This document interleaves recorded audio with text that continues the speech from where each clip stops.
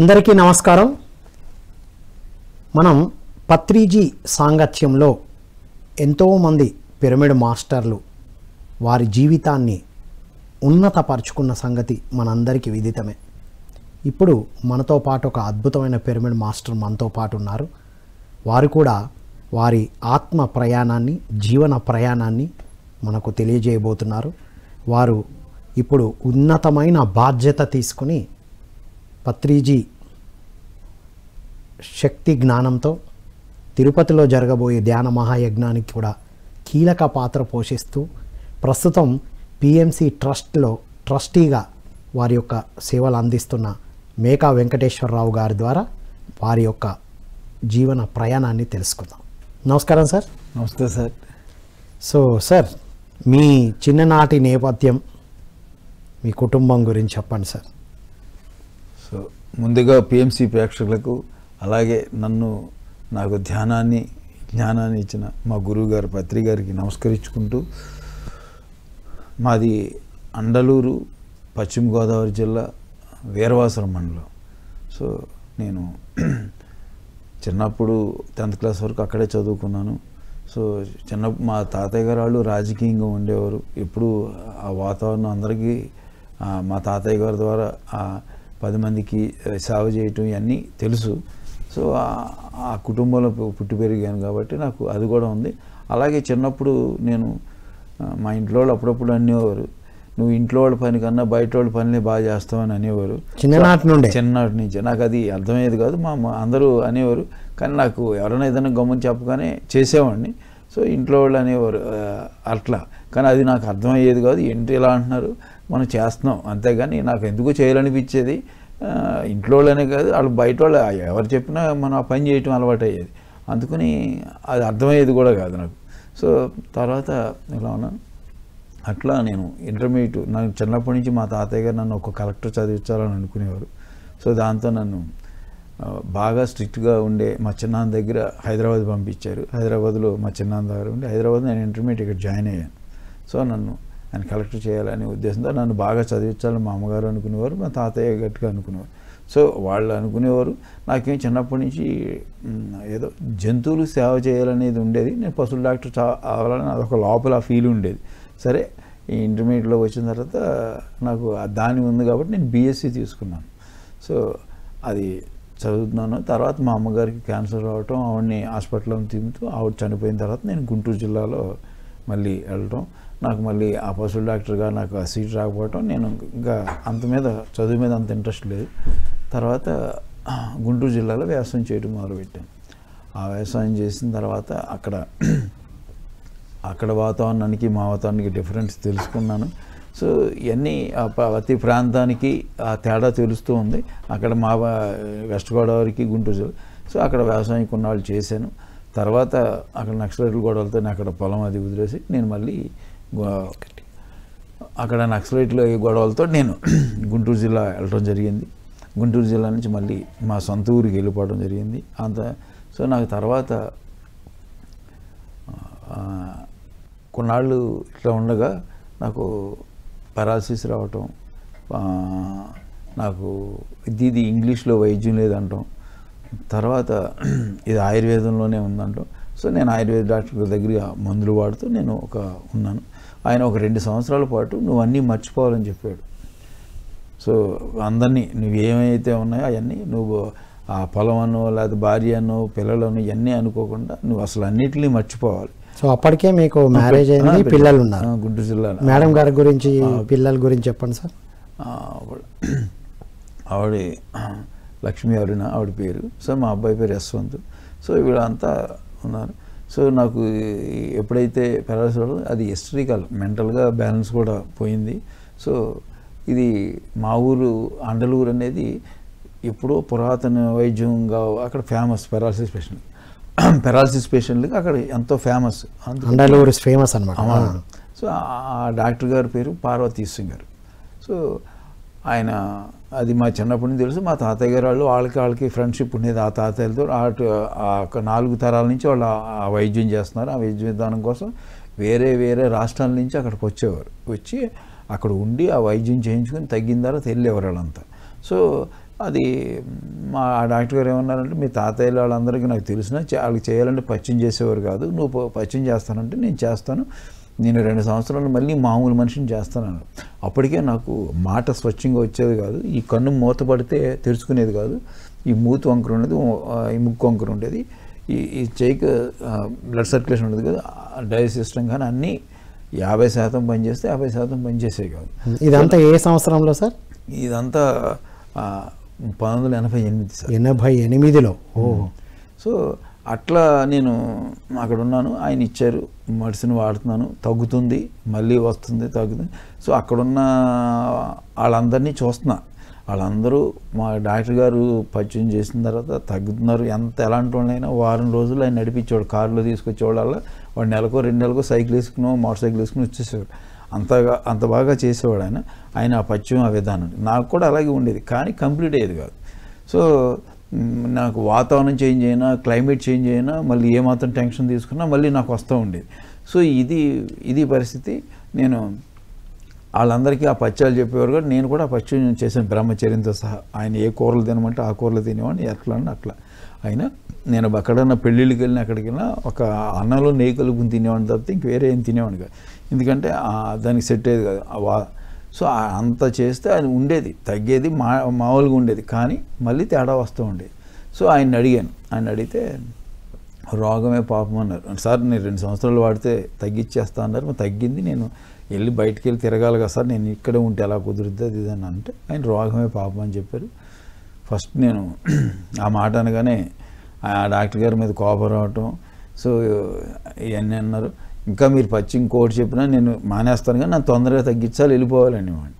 అది తర్వాత నేను ఇంకా నాకు చిరాకు వచ్చేస్తాను సార్, నేను ఒక 6 నెలలు వాడతాను మందులు, మీరు ఏమైనా చేయండి, తర్వాత నేను మానేస్తాను అని చెప్తే ఆయన ఏమన్నా అంటే, నువ్వు మందులు మానేస్తే కాలు చేయి పడిపోయి మంచం మీద ఉంటే నీకు ఎవరు సేకరి చేస్తారు, నువ్వు నీ పనులను నువ్వు చేసుకోవాలంటే మందులు వాడాలని చెప్పాడు డాక్టర్ గారు. సో అప్పుడు ఆయన మాంసాహారం మానిపించారు, శాకాహారిగా మారడానికి అతను సహకరించారు. ఫస్ట్ డాక్టర్ గారు వల్ల నేను శాకాహారిని ఆయన చెప్పింది. నేను ఎందుకంటే మాంసాహారం తినకూడదు, తిన్నా నాకు అరగటానికి మందులు వేసుకోవాలి, ఆకలేయడానికి మందులు వేసుకోవాలి, బ్లడ్ సర్క్యులేషన్ అవడానికి మందులు వేసుకోవాలి, ప్రతి 2 గంటలు నేను మందులు వేసుకుంటూ ఉండాలి. అలా ఉంటేనే నాకు ఇది అయ్యేది. సో ఆయనకి రోజు ఆ డాక్టర్ గారి దగ్గర ఉండేవాడిని కాబట్టి ఆయన 2 రోజులకోసారి 3 రోజులకోసారి నాటి చూసుకుని దాన్ని బట్టి మందు మార్చుకుంటూ నన్ను ఏం తేడా వచ్చినా మళ్ళీ కరెక్ట్ చేసేస్తూ ఉండేవారు. సో అందుకని నేను వెళ్తూ ఉండేవాడిని. అక్కడికి వచ్చే నాలాంటి పేషెంట్లందరికీ నేను చెప్తూ ఉండేవాడు ఆనంద్. సో వాళ్ళందరినీ కూడా ఒకళ్ళేమో చేపల పులుసు తిన్నామనో, ఒకళ్ళు కోడి మాంసం తిన్నామనో ఏదో తిని వాళ్ళు ఆ వ్యాధి పెరిగి చనిపోవడం చూశాను. నాతో పాటు వద్దంటే కూడా తిని చనిపోయిన వాళ్ళు కూడా. ఆయన ఏ పచ్చిని చెప్పాడు, బ్రహ్మచర్యంతో సహా ఉండేది, అది పాటించిన వాళ్ళు చనిపోయారు. వీళ్ళందరినీ నేను అక్కడ చూస్తూ ఉండేవాడు. ఆ హాస్పిటల్కి ఎప్పుడు 34 మంది రకరకాల పేషెంట్లు అందరూ వచ్చేవారు, కానీ ఈ పారాలసిస్ పేషెంట్లు 34 మంది ఉన్నారు. సో వాళ్ళందరినీ గమనిస్తూ నేను చాలా జాగ్రత్తగా ఉన్నా. డాక్టర్ గారు చెప్పారు మాంసాన్ని తినకూడదు అనేది. సో ఆయన ఏమన్నారు, తగ్గిన తర్వాత తినొచ్చు అన్నారు. కంప్లీట్గా తగ్గిన తర్వాత నేను చెప్తాను అప్పుడు తింది, కానీ అప్పుడు కేజీలు తింది, అప్పుడు నేను తగ్గేంతవరకు తినొద్దని ఆయన చెప్పాడు. సో నేను తగ్గుద్ది తినొచ్చు అనే ఆశతో అలాగే ఉన్నాను. ఈయన దగ్గర అవ్వట్లేదు, ఇంక నాకు కోపం వచ్చేసి వేరే డాక్టర్ గారి దగ్గరికి వెళ్ళాలి. మా పిన్ని హైదరాబాద్లో ఉంటే ఆవిడ రామకృష్ణ పాండే ఆయన ఫేమస్ డాక్టర్, ఆయన కూడా ఇండియాలోనే. సో ఆయన దగ్గరికి తీసుకెళ్ళి అక్కడ కూడా నేను నా సేమ్ పరిస్థితి, మందులు వాడిన అంతసేపు బాగుంటుంది, మందులు మానేస్తే మళ్ళీ నాకు తేడా వస్తుంది. సో నాకు ఇంక అర్థమైపోయింది, ఇంక జీవితం ఎండ్, ఇంక మనం ఇది మందులు ఆడినంతసేపు ఇలా ఉంటాం. ఏ రోజు మానేస్తే ఆ రోజు కొన్ని రోజులకి బ్లడ్ సర్క్యులేషన్ అది ఆగిపోయి కాలు చేయబడి మంచం మీద ఉంటాం. కాబట్టి మన పనులు మనం చేసుకోవాలి, కాబట్టి ఎవరి మీద ఆధారపడకూడదు అన్న ఉద్దేశంతో అలా ఉన్నాను నేను. ఉన్న టైంలో మా పత్రిక గారు వస్తున్నారని పాంప్లెట్ ఇచ్చారు. రైట్, మీ దగ్గరికి పాంప్లెట్ వచ్చింది. ఎప్పుడు ఎక్కడున్నారు అప్పుడు? గుంటూరా? అండలూరులోనే ఉన్నారు, మా సొంత గ్రామంలోనే ఉన్నారు. ఓకే. ఉంటే అప్పుడు ఇది ధ్యానం అంటున్నారు, ఏ ఆసనాలు పచ్చుకూర ఇవన్నీ మనకు సెట్ అవ్వదు, మనకు కుదరదు. కాబట్టి నేను అసలు ఆ పాంప్లెట్ తీసుకోకుండా మా మేనత్కి ఇచ్చేసాను. సో మా ఊరు మాస్టారు, మా పక్క ఊరిలో సుబ్బారావు గారు, వాళ్ళు ఇంకో కొంతమంది టీం వచ్చి మా ఇంటింటికి తిరిగి రేపు పత్రిక గారు వస్తున్నారు, హై స్కూల్లో రమ్మని పెట్టారు. సో మన్నాడు మా మాస్టర్ కాబట్టి నన్ను మళ్ళీ ఫోన్ చేసి పిలవటంతో నేను ఆ క్లాస్కి వెళ్ళడం జరిగింది. పత్రిక గారు ఆ క్లాస్లో ఎవరైతే మాంసాహారం మానేస్తారో వాళ్ళు అడిగారు, చేతి ఎత్తమని అడిగారు. అట్లా ఆయన ఈ ఊర్లో ఒక్క మగోళ్ళు లేడా అలా రెచ్చగొట్టారు. రెచ్చగొడుతున్నారు. నేను కొంచెం కొంచెం టెంప్ట్ అవుతున్నాను. నేను ఎందుకు టెంప్ట్ అవుతున్నానంటే ఆ క్లాస్ అరేంజ్ చేసింది మా మాస్టర్ని ప్రోత్సహించినట్టుగా ఉండాలి కాబట్టి నేను ఇవ్వాలనుకుంటున్నాను. నెక్స్ట్ రెండో కారణం ఏంటంటే నేను మాంసాలను తినకూడదు, తిన్నా అరగదు కాబట్టి మీరు ఆల్రెడీ మానేశారు కాబట్టి తిన్నా అరగదు. తగ్గిన తర్వాత తినొచ్చు అనుకున్నది, అది ఇంకా నమ్మకం పోయింది. ఇంక ఎలాగ తినే అవకాశం లేదు. అప్పుడు నేను వెళ్ళి పత్రి గారు చేయించిన తర్వాత ధ్యానంలో కూర్చోబెట్టారు. కళ్ళు నోరు మూసుకుని కూర్చొని ధ్యానంలో కూర్చున్న 5-10 నిమిషాలకే నాకు ఆ గొంతులోకి నీటి ఎవరు రావటం, నీటిలో కారిపోతుంది. సో నేను 200 మంది మధ్యలో కూర్చున్నాను మా ఊరు హై స్కూల్లో. సో పత్రి గారు అప్పటికే కొడుతున్నాడు, తిడుతున్నాడు, కళ్ళు తెరిచిన వాళ్ళని, కదిలిన వాళ్ళని, వీళ్ళందరినీ.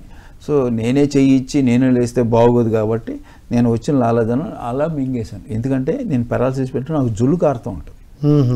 పగలంతా మందులు వేసుకుంటాను కాబట్టి ఏమనిపిస్తుంది, రాత్రులు దిండు తడుస్తుంది జుల్లు గారిపోయి. సో అప్పుడు ఇంక ఇది అలాగా అనుకుంటూ మింగేసాను. ఎప్పుడైతే మింగేసానో అప్పుడు నాకు పెయిన్ స్టార్ట్ అవ్వడం మొదలెట్టి, సూదులతో గుచ్చినట్టు, సేమలు కొరుకుతున్నట్టు, ఇట్లా పెయిన్స్ మొదలైనవి. పెయిన్ అనవసరంగా సరే అనుకుంటూ 5 నిమిషాలుగా అలా కారిపోబోతుంది. నేను ఎందుకంటే ఈ పెదాలను పట్టి బిగించే లేదు, ఇట్లా గట్టిగా పారాలిసిస్ వల్ల నాకు ఈ మూతి వంకర ఉండేది, ముక్కు వంకర ఉండి పట్టి బిగించలేను. సో మెల్లిగా తలకాయ పైకెత్తి మింగేస్తా ఉన్నా 5 నిమిషాలు. మింగిన ప్రతిసారి పెయిన్స్ వస్తున్నాయి. చేయి నొప్పుల, కాలు నొప్పి, మొత్తం నాకు శరీరంలో ఎన్ని కణాలు ఉన్నాయో అన్ని కణాల్లోనూ పెయిన్స్ వస్తున్నాయి. సూదులతో గుచ్చినట్టు, సేమలు కొరుకుతున్నట్టు, దద్దుర్లు, దురదలు వచ్చి విపరీతమైన చిరాకు వచ్చేస్తుంది. అనవసరం కూర్చున్నారు బాబు అనుకున్నా. ఇంకా నడువు నొప్పి అయితే అసలు భరించలేకపోతున్నాను. ఇంకా నేను కళ్ళు వేసే పరిస్థితి లేదు. ఆయన తిడుతున్నాడు, ఇంకా లేచిపోదాం అనుకుంటున్నాను. ఇంకా లాస్ట్ టైం ఇంకా అప్పటి వరకు ఆయన చెప్తున్నారు, వింటున్నాను, చేస్తున్నాను. కానీ ఇంకా తట్టుకోలేదు. ఇంకా లేచిపోదాం అనుకునే టైంలో ఆఖరి 5 నిమిషాలు అన్న సరేలే ఇంకా 5 నిమిషాలు అలా ఊపు పడదామని ఇట్లా 5 నిమిషాలు ఊపు పెట్టి, సో అప్పటి వరకు ఆయన ఎప్పుడైతే ఓకే చెప్పారో అప్పుడు ఆయనతో పాటు చప్పట్లు కొట్టాను. అప్పటి వరకు ఎప్పుడైతే చప్పట్లు కొట్టానో అప్పటి వరకు నా నొప్పులు లేవు. సో నొప్పులన్నీ పోయినాయి. సో ఆయన ఏం చెప్తాడు కదా అని ఇలా పట్టుకుని చూస్తున్నా ఆయన ఏం చేస్తారని. శ్వాస 200 నా ఏలుగు తోలుతుంది. ఎందుకంటే నేను 5.5 సంవత్సరాల పాటు ముక్కు ద్వారా కన్నా నోటి ద్వారా నోరు పక్కుండి శ్వాస కదిలిపోతూ ఉండి నోరు ఆగిలిస్తూ ఉండేవాడిని. జొలుగారుతూ ఉండేది, శ్వాస ఇలాగా నోరు పట్టి బిగించలేకపోయాను. సో ఈ 45 నిమిషాల సేపు నేను నోరు మూసుకున్నాను, శ్వాస ముక్కు ద్వారా జరిగిందని నేను ఆశ్చర్యపోయాను. ఫస్ట్ టైం అది నాకు తెలిసింది. ఆ నొప్పులు పడే విషయం మర్చిపోయాను. కానీ నాకు విపరీతంగా ఆకలేస్తుంది. ఆ క్లాస్ అయ్యింది, ఆయన ఏం చెప్తారో చూద్దాం అనుకుంటున్నాను, ఆయన వెళ్ళిపోతున్నారు. విపరీతంగా ఆకలేస్తుంది. అంతకుముందు నాకు ఆకలేయటానికి మందులు వేసుకోవాలి, అరగటానికి మందులు వేసుకోవాలి. సో అది లేదు. ఇంటికి వెళ్ళి భోజనం చేశాను. సో నాకు ఎందుకో మందులు వేసుకోలేదు. సో మామూలుగా పుస్తకం చదువుతాను. సోమవారం నాడు శివుడిది, మంగళవారం నాడు ఆంజనేయ స్వామిది, బుధవారం నాడు ఇది, గురువారం నాడు సాయి, ఇట్లా ఆ రోజు ఇంక నేను 10 కేజీల బరువు కూడా మోయటానికి లేదు. సో నేను ఏదో గుడికి వెళ్ళటం, ఆ కార్యక్రమాలు చేస్తూ అలాగా ఆ రోజు ఆ గురువారం ఆ పుస్తకం చదువుతూ మధ్యలో మర్చిపోయి పడుకున్నాను. నేను పగలు పడుకోకూడదు, ఆయుర్వేద పథ్యం. పగలు పడుకుంటే ఏమవుతుందంటే ఒళ్ళంతా చల్లబడిపోయి ఇట్లా వణుకొచ్చేస్తుంది. ఓహో మై గాడ్. అందుకని ఆ రోజు మర్చిపోయి పడుకున్న పుస్తకం చదువుతూ. అంతకుముందు అయితే కళ్ళు మొహం కడిగేసుకుని టీ తాగి రావటం, ఇట్లా ఏదో కాలాగా ఆపకూడదు నిద్ర. సో ఆ రోజు అయినా నాకేమీ ఒళ్ళు చల్లబడటం కానీ వణుకు రావటం కానీ, తిన్న అన్న అంతం కూడా ఆయనకి పోయింది. ఇది అప్పుడు వాళ్ళు ఏదో పాంప్లెట్ ఇచ్చారు, పిరమిడ్ గురించి చెప్పారు ఏంటని. అప్పుడు నేను పిరమిడ్ చూద్దామని మా మేనత్ దగ్గరికి వెళ్ళి ఆ పాంప్లెట్ తీసుకుని మా పక్క ఊరు ఉనికిలి వెళ్ళాను. అక్కడ ఆ పిరమిడ్ దగ్గర ఉన్న ఆయన చెప్పాడు ఏమనంటే, నీకు భయం లేకపోతే ఆ కింగ్ చామర్ మీద కూర్చుంచేయి విశ్వేశ్వర గారని. భయపడేటైతే కింద కూర్చుని ఏంటంటే నీకైతే చాలా మంచిది, ఇది చాలా పవర్ఫుల్, ఇది తొందరగా నీకు అనారోగ్యాలు తగ్గితే ఇక్కడ కూర్చుని చేయని చెప్పాడు ఆయన. మీరు ఏది పవర్ఫుల్.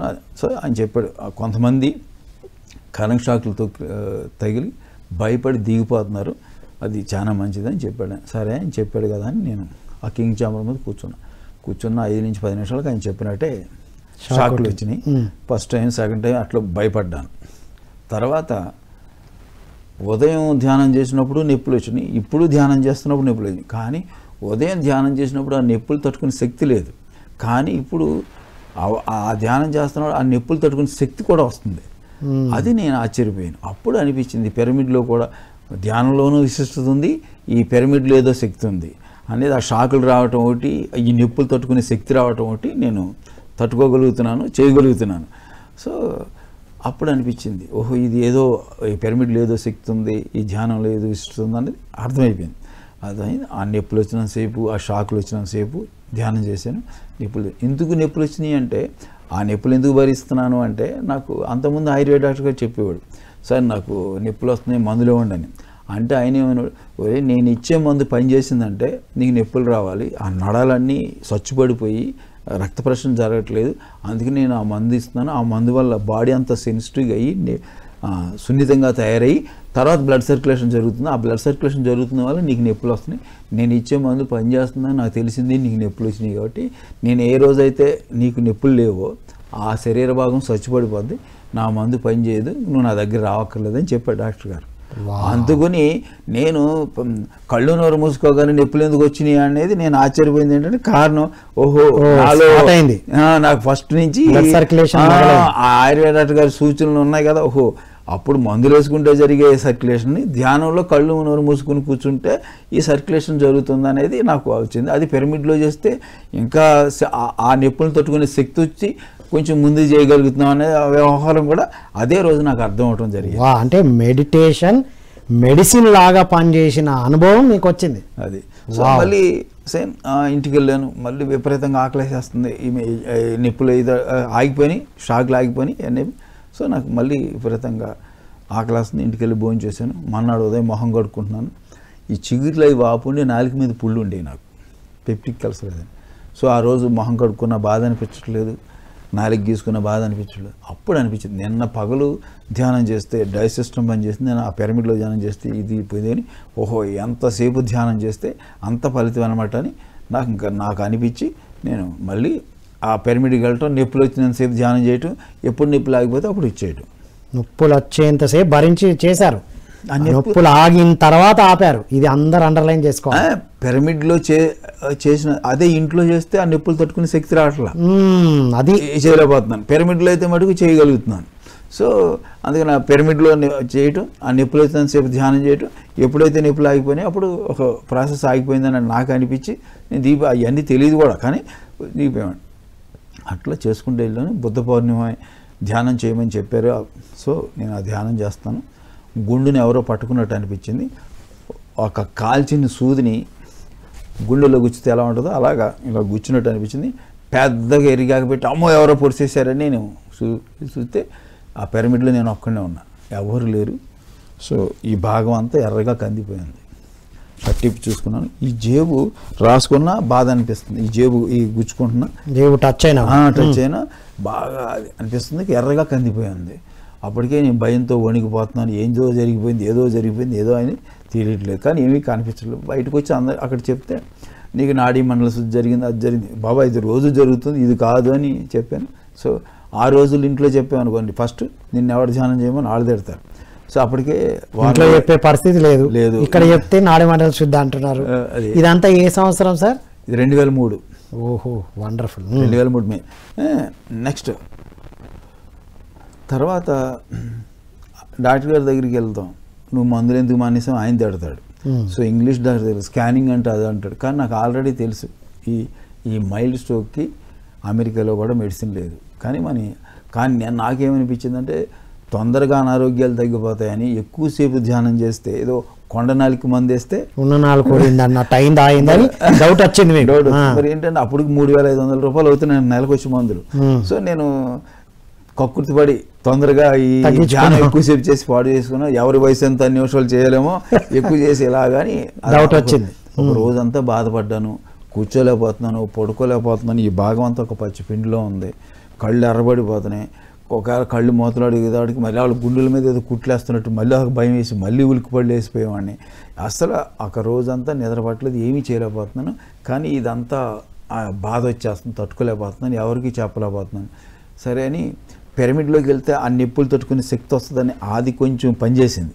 సో ధ్యానం అయితే చేయొద్దు, పిరమిడ్లోకి వెళ్ళి కూర్చుందాం, ఆ నొప్పులు తగ్గుతాయని నేను ఆ పిరమిడ్లోకి వెళ్ళాను. ధ్యానం చేస్తే మళ్ళీ ఆ పెయిన్ పెరుగుద్ది అనే భయంతో నేను ఆ కింగ్ చామర్ జార్వాడ్ అలాగే కూర్చుంటే ఎప్పుడైతే పిరమిడ్లోకి వెళ్ళానో ఆ నొప్పులతో కొంచెం ఆ బాధ అది అలాగైంది, నాకు తెలియకుండా నిద్రపోయాను ఆ కింగ్ చామర్ జార్వాడ్. అట్లా 2 గంటల సేపు నిద్రపోయిన తర్వాత అంతకుముందు రోజున భయం, ఆందోళన, బాధ అన్నీ తగ్గి కొంచెం ప్రశాంతంగా ఉన్నాను.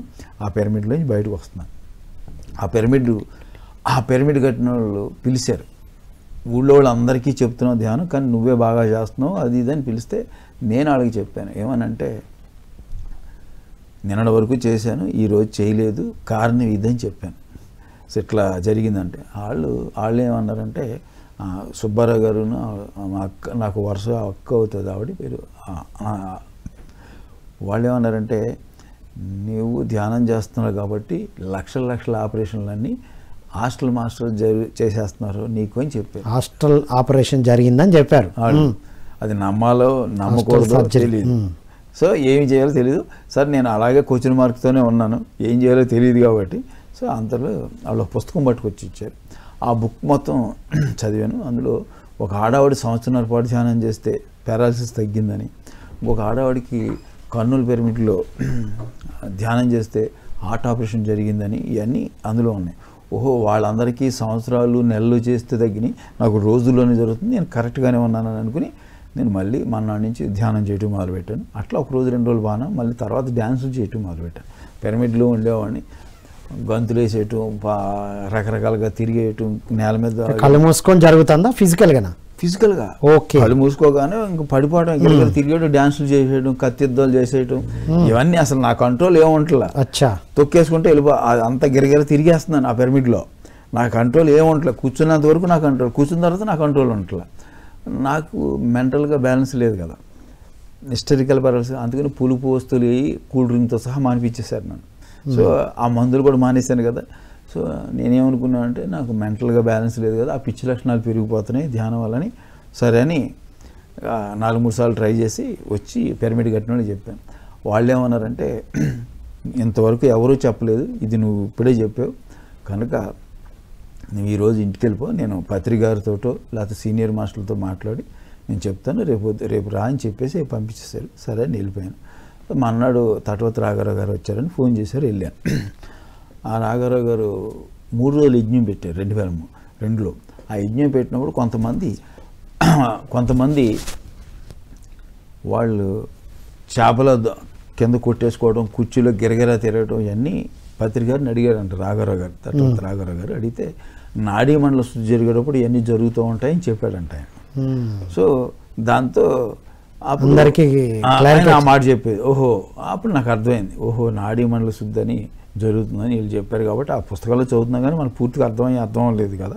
సరే అనుకుని అర్థమై ఉదయం సాయంత్రం పిరమిడ్లో జనం ఉంటారు, పగలు ఎవరు ఉండరు కాబట్టి పగలు వెళ్ళాను. ఈ కత్తియుద్ధం చేసినట్టు చేస్తే ఈ చేయి కరెక్ట్గా రావటం, రకరకాల ఆసనాలు వేసిన తర్వాత ఈ కాలు సెట్ అవ్వటం, పావులో మెలకలు తిరిగిన తర్వాత వెనుపోసు సెట్ అవ్వటం, ఇవన్నీ జరిగినాయి. తర్వాత ఒకరోజు తలంతా బొంగరంలో తిరగడం మొదలుపెట్టింది, గిరగిర తిరిగి మన్నాడు 2 జాకీలతో ఇలా నొక్కటం. సో 2 కటింగ్ బ్లేడ్లతో ఇక్కడి నుంచి నాడు పట్టుకుని లాగటం.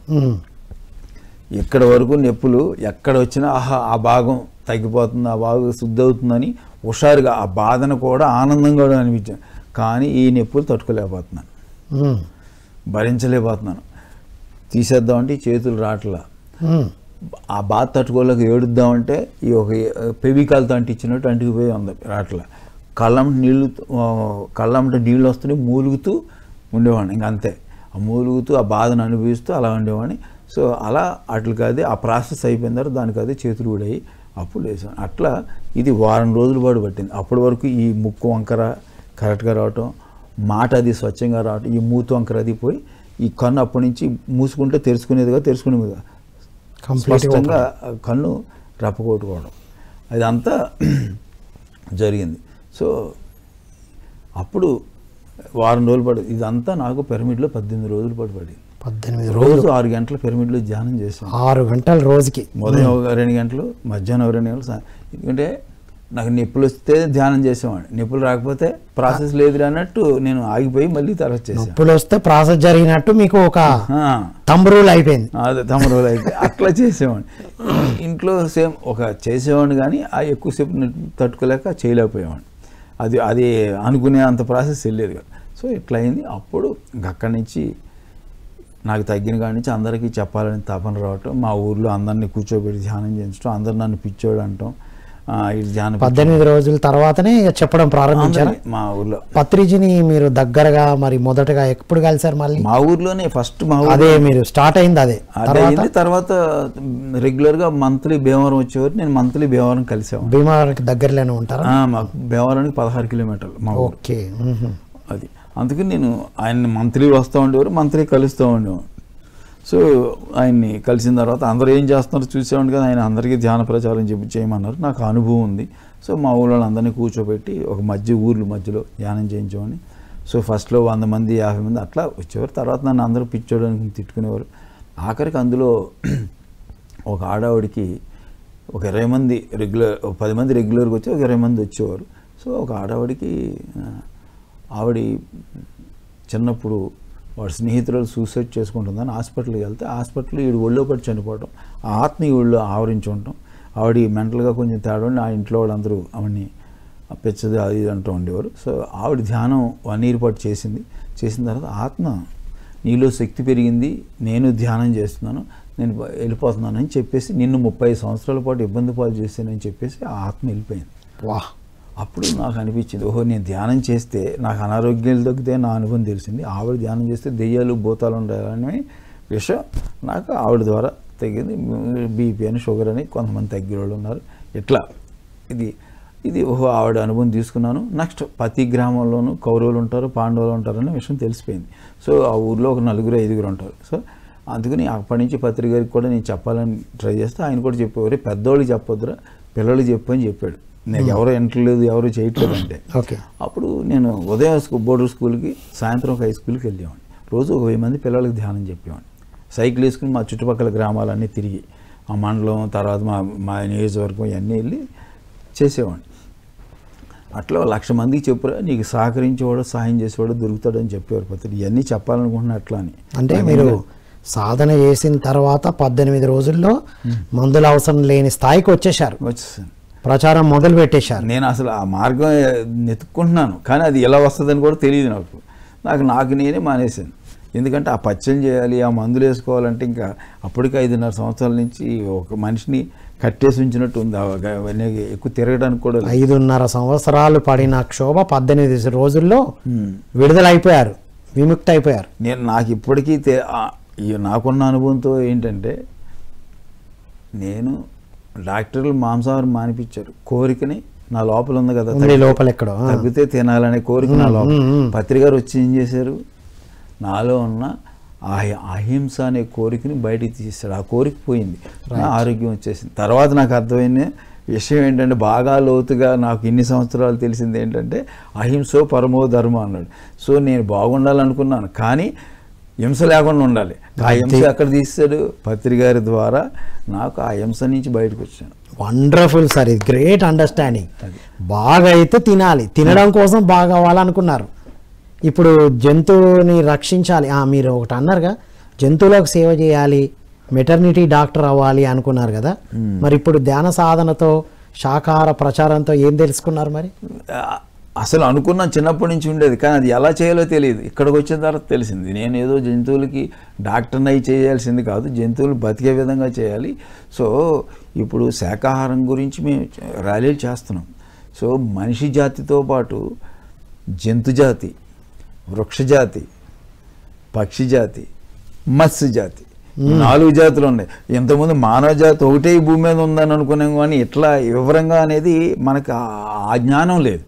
సో చెట్లు కొట్టేయటం, కావాల్సిన వాటిని తినేయటం ఇవే, కానీ మనకు వాటి గురించి మనకు పూర్తిగా తెలిసేది కాదు. సో ఎప్పుడైతే ఈ జ్ఞానం వచ్చిందో, సో మనతో పాటు ఇవన్నీ బాగుంటేనే మనం ఒక తల్లికి 4 కొడుకులు ఉన్నారు, 5 కొడుకులు ఉన్నారు, వాళ్ళందరూ బాగుంటేనే ఆ తల్లిదండ్రులు బాగుంటారు కదా. అంతే కదా. కానీ ఒకళ్ళు బాగుంటే బాగోరు కదా, 4 బాగుండి ఒకళ్ళు బాగుపోయిన అలాగే ఇప్పుడు ఈ భూమికి, ఈ భూమండలానికి అన్ని జీవరాశులు ఉంటేనే ఈ భూమి బాగుంటుంది. వావ్. అప్పుడు నేను బాగుంటాను, ఈ భూమి మీద ఉన్న వాళ్ళందరూ బాగుంటారు. సో అది చేయగా చేయగా చేయగా ధ్యానం చెప్పగా చేయగా ఎలగలగా ఈ జ్ఞానం వస్తూ ఉంది. అది ధ్యానం అనంతం. అది నాకు ఇప్పుడు బాగా వచ్చేసిందని కూడా కాదు.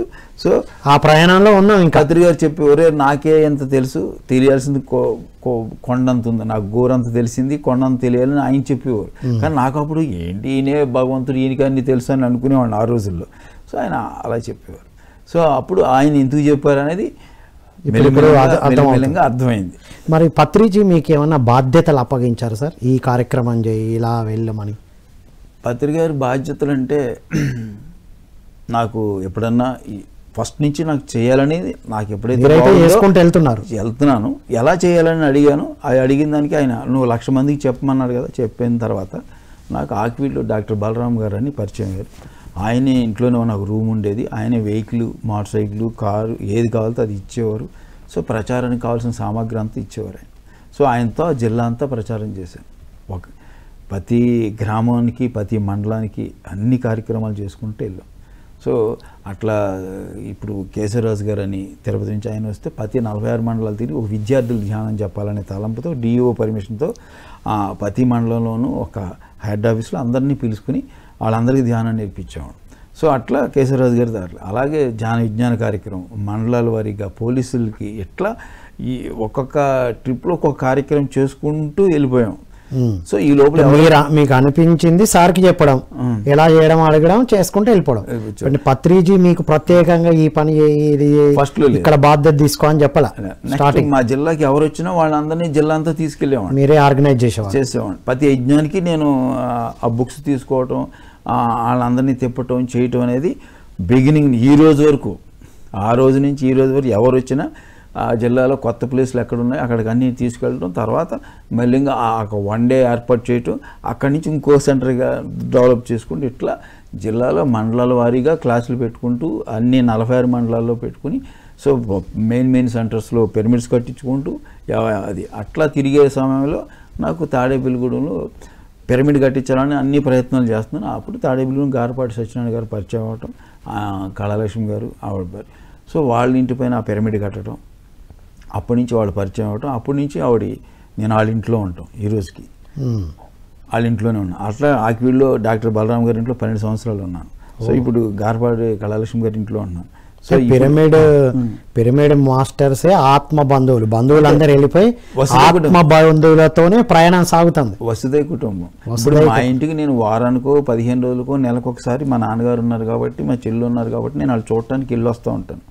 కానీ నేను ఉండేది 24 గంటలు 23 మొత్తం వారంలో అందరి దగ్గరే నేను వసుదైక కుటుంబాన్ని పత్రిక గారు అన్నారు కాబట్టి మా జిల్లాలోనే ఉంటూ నేను ఏ మండలానికి వెళ్తే అక్కడే అలా ఉంటాను.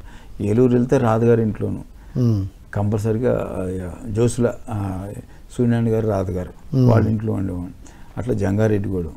సో ఇక్కడ ఈ గ్రామమే లేదు, ఆ గ్రామంలో కానీ అట్లా 46 మండలాలు 46 ఫ్యామిలీలు ఉండి మనం ఏ మండలానికి వెళ్తే ఆ ఊర్లో ఉండి అక్కడి నుంచి ఇలా తిరుగుతూ ఉండే జిల్లా.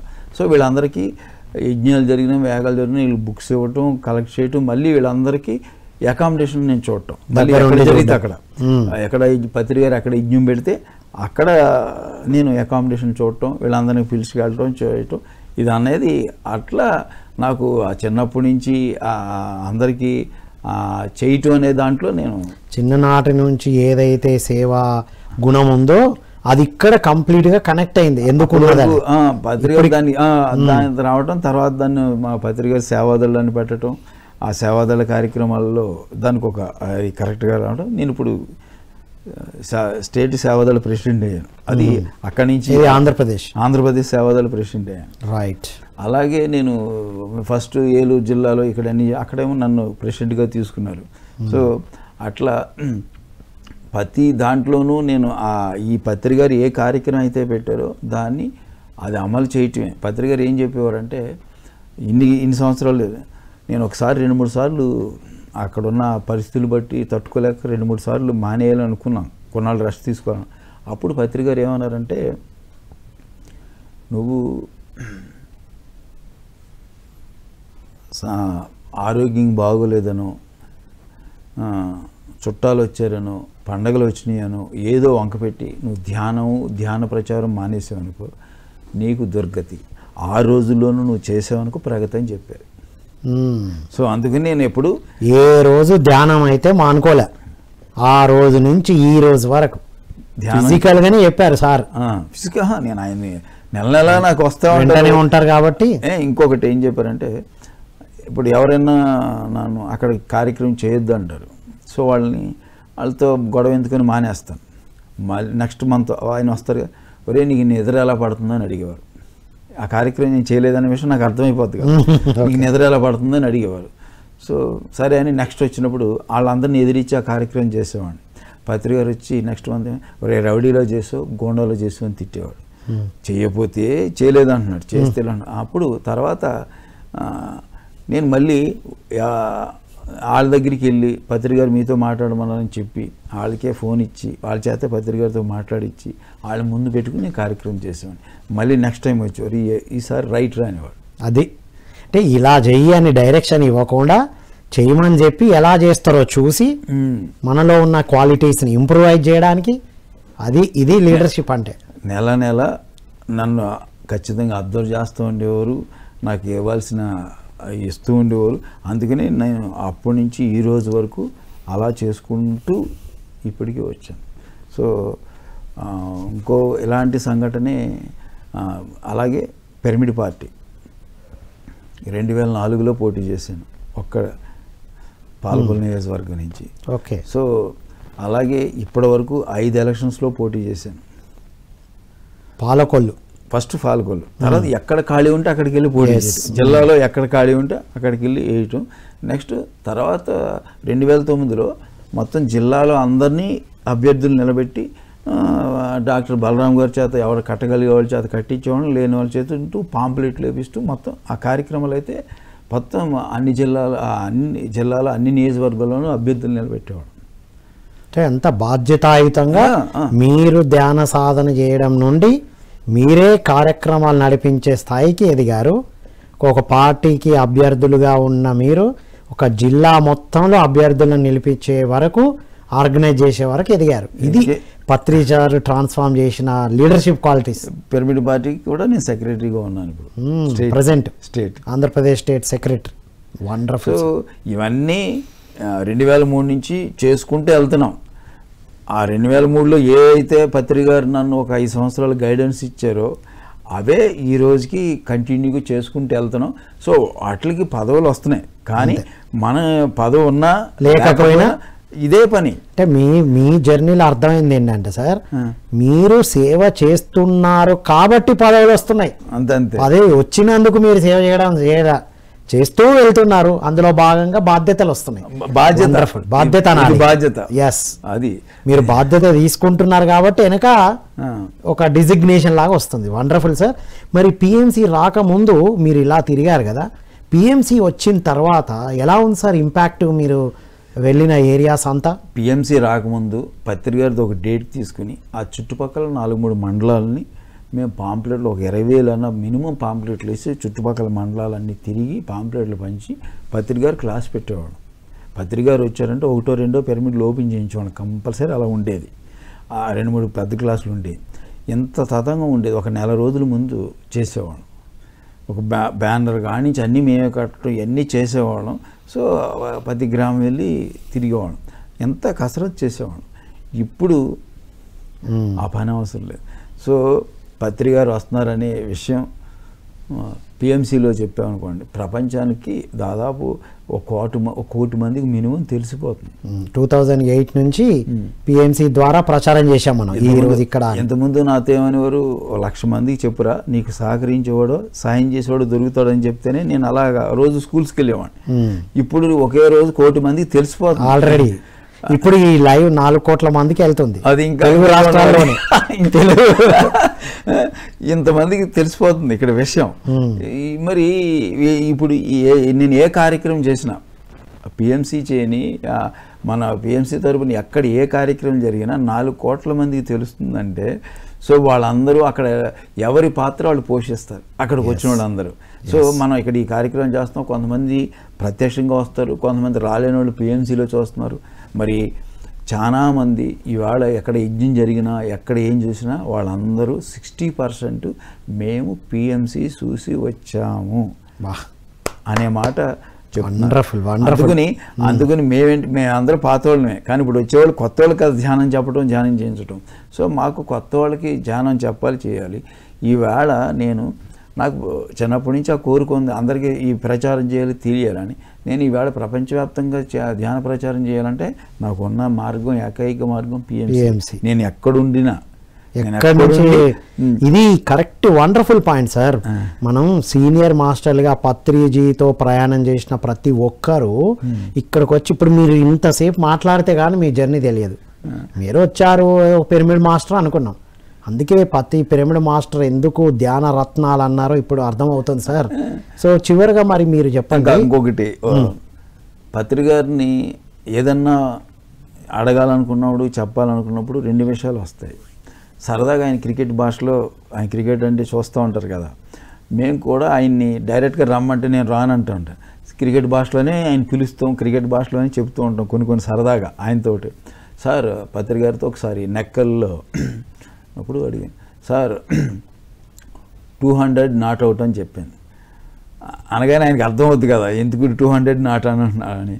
ఒరే నువ్వు ఎప్పుడు అవుట్ అవుతారా అన్నాడు. అంటే 200 పిరమిడ్లు వెస్ట్ గోదావరిలో కట్టాం, అది మీరు ఓపెన్ చేయడానికి రావాలి, 200 నాట్ అవుట్, నువ్వు ఎప్పుడు అవుట్ అవుతారా అని అడిగాడు ఆయన. నా పక్కనే నేను ఉండేది తాడేపల్లిగూడెంలో, గారపాటి కళాలక్ష్మి గారు ఉండి, మీరు ఎంపైర్గా ఉన్నప్పుడు ఆవిడ అవుట్ అవ్వడం చెప్పాడు. ఆవిడకి క్రికెట్ భాష గురించి కానీ క్రికెట్ గురించి ఏం తెలియదు, కానీ ఆవిడ వెంటనే మీరు ఎంపైర్గా ఉన్న రోజులు ఆవిడ అవుట్ అవ్వడం చెప్పింది. అదే ఇది ఒక విషయం. సో అలాగే పత్రి ఊరి ఇవన్నీ ఎలా చేస్తున్నారు అనేవాడు. సార్ నాకేం తెలియదు, నేను ఆ పిచ్లో నిలబడి ఉంటాను, బ్యాట్ పట్టుకుని, ఆ అవతల ఎలాంటి బౌలర్ అయినా సరే నేను పిచ్లో నిలబడి ఉండే అలవాటు నాకు ఉంది, ఆ ధైర్యం, ఆ ఉత్సాహం వచ్చినాయి. సో నేను నిలబడి ఉంటాను సార్, ఆ బ్యాట్కి తగిలి ఆ 6 4 వెళ్ళిపోతుంది, కానీ నేను మటుకు ఏం చేయలేదు, ధైర్యంగా నిలబడి ఉన్నా, పిచ్చిలో నిలబడి ఉన్నా. అది ఏ కార్యక్రమం అయినా సరే ఎస్ అంటాం, పత్రిక ఎస్ అని నిలబెట్టారు కదా, అది రేపు పొద్దున ఏంటి ఎలా చేస్తావు ఇవన్నీ భయాలు లేవు, నిలబడి ఉంటాం. ఆ నిలబడితే వ్యవహారం అంతా నడుస్తూ ఉంటుంది, దేనికి చేసేవాళ్ళు వస్తారు. సో అట్లా జరుగుతుందని చెప్పేవాడిని. ఏమన్నారు సార్ పత్రికతో అలా అనేవాడిని. పత్రి గారితో వండర్ఫుల్ సార్, అసలు నువ్వు ఇవన్నీ ఎలా ధైర్యంతో చేస్తావు, ఏ ధైర్యం ఏంటి అని. అది ఇంకొకటి చెప్తాను. ఒక ఆయుర్వేద డాక్టర్ గారు, నేను గారపాటి సత్యనారాయణ గారికి బాగోపోయినప్పుడు నేను సర్వీస్ చేయమని చెప్పేవారు, అన్నీ చేసేవారు కాదు, చేశాను. ఆయన హాస్పిటల్కి తీసుకెళ్ళినప్పుడు ఒక ఆయుర్వేద డాక్టర్ గారి దగ్గరికి వెళ్ళి నేను కూడా వెళ్ళాను. ఆయన కూడా నన్ను ఆడి చూశాడు,